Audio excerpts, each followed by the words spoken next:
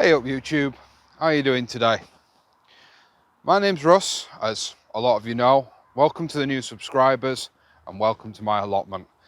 On this channel we hope to cover as much as possible about how to grow kitchen staples for yourself at home or on an allotment plot. Let's see what's coming up in today's episode after this.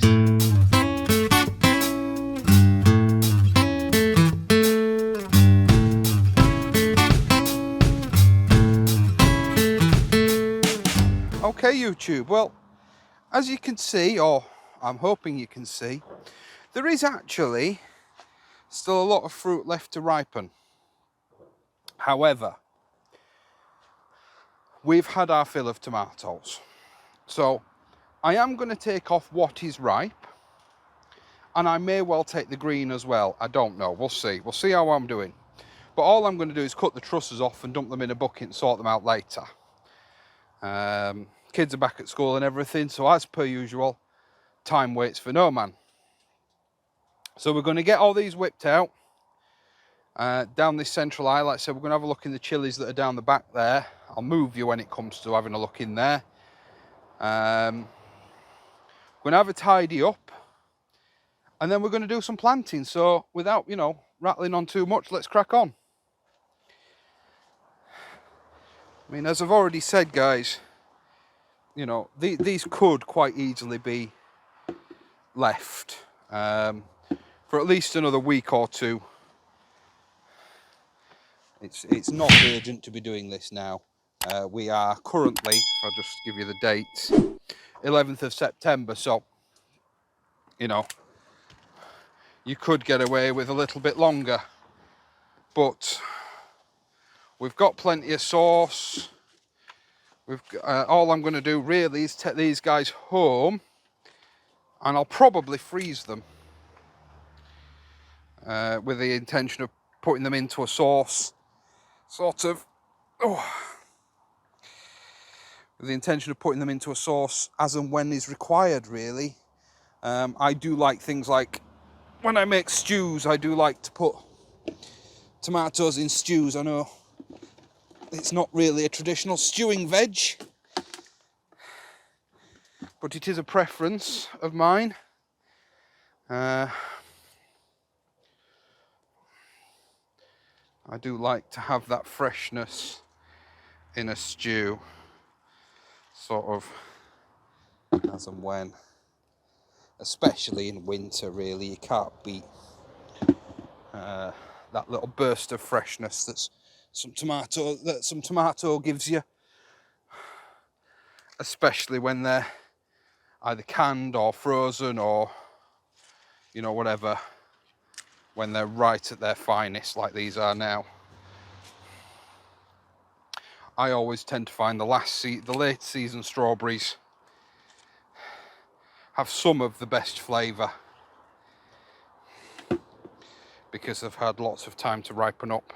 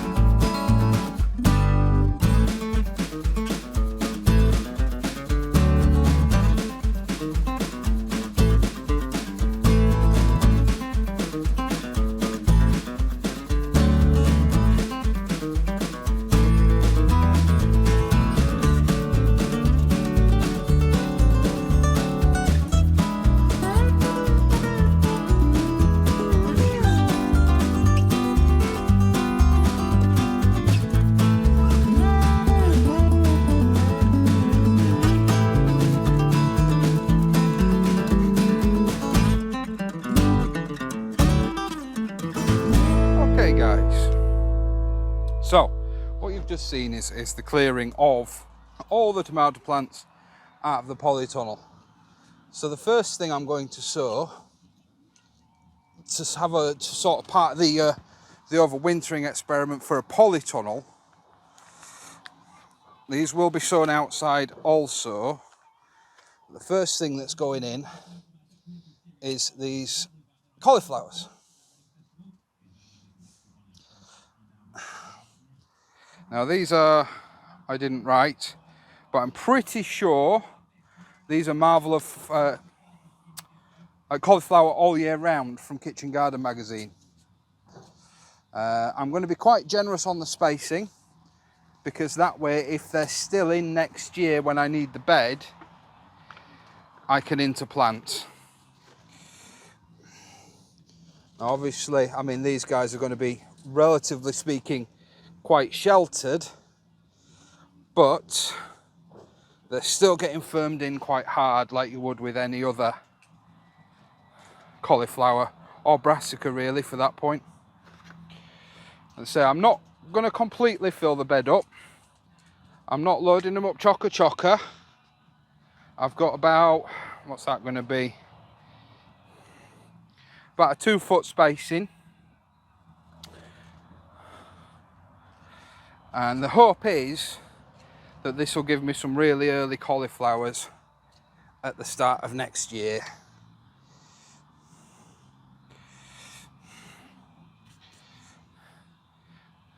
So one more.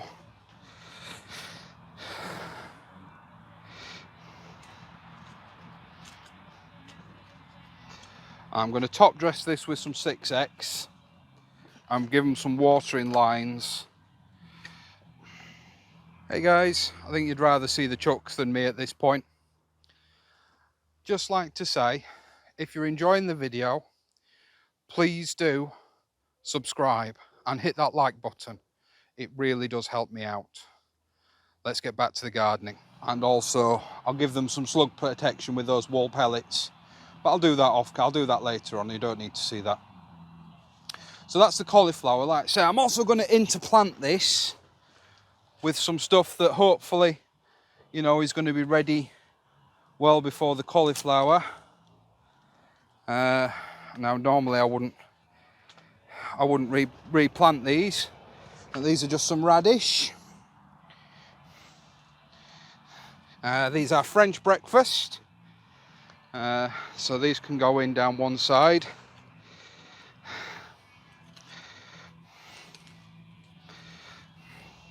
So normally I wouldn't replant radishes, but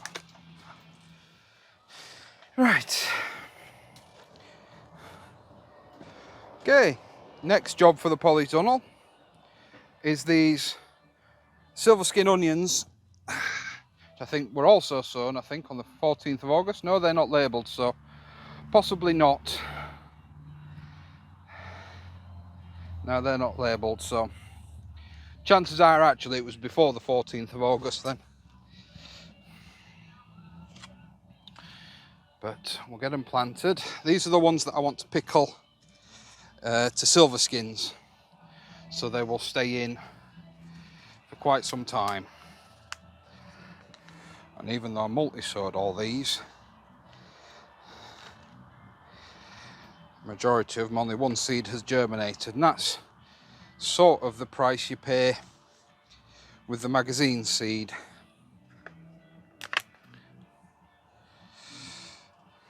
You know, each one of these had 3 or 4 seeds sown in it, and at most I think I can see a couple of 2s.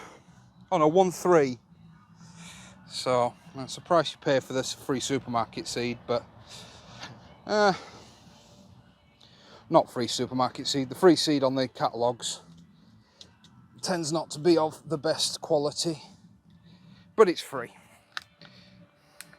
which makes it very good for what I'm doing, which of course is experimenting.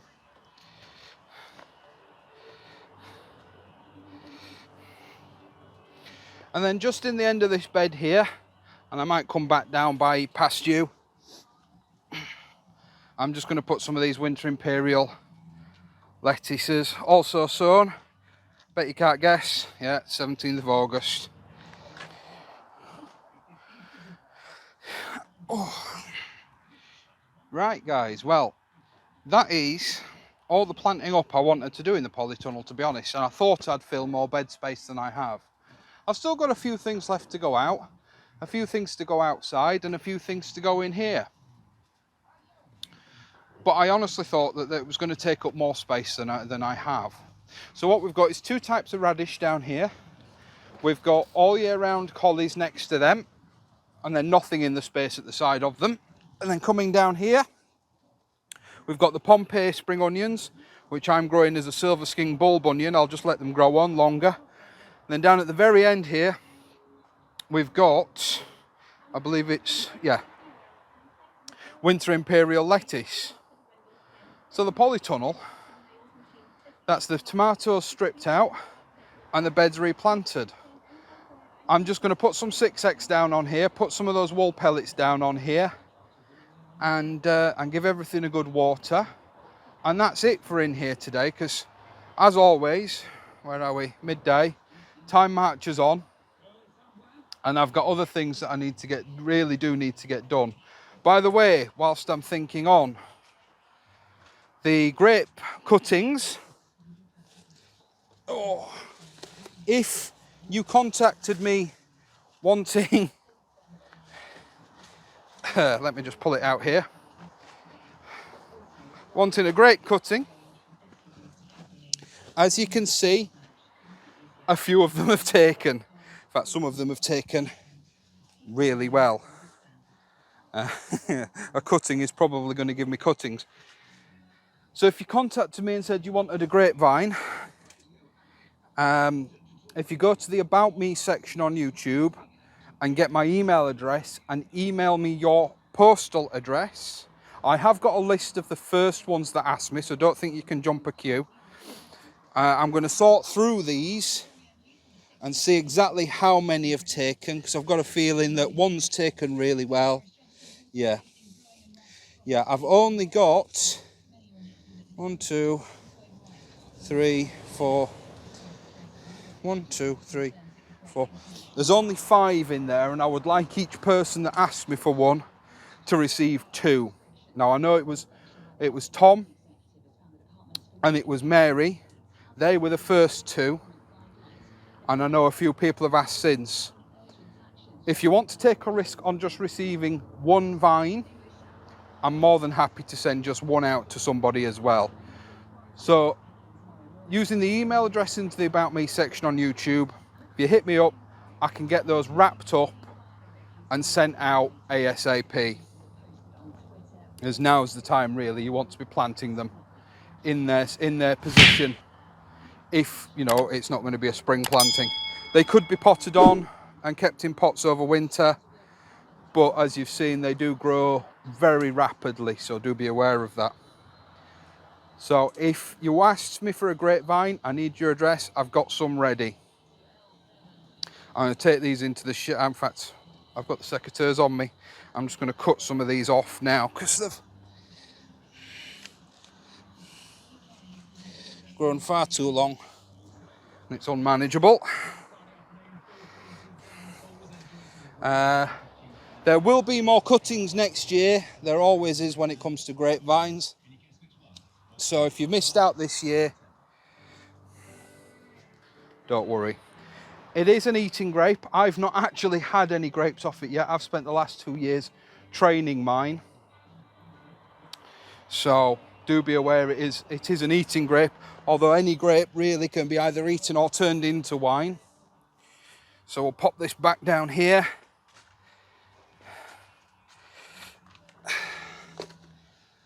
And hit me up. I think, to be honest, guys, I know there's other jobs I want to get done, but I think, what have we got in here? 1, 2, 3, 4 crops. 4 crops we've planted up today for a winter feed. So I think today we're going to call that quits, and I'm going to do some other bits and pieces for some other videos, and we'll go from there. So don't forget to like, share and subscribe. It really is a big help. If you've any questions, leave them in the comments below. I would like to know what you're experimenting with and what you're attempting to grow for winter, especially if you're growing something new that isn't traditionally grown for winter, like the parsnips and things like that. So I'm going to call that a day, and I'll see you later.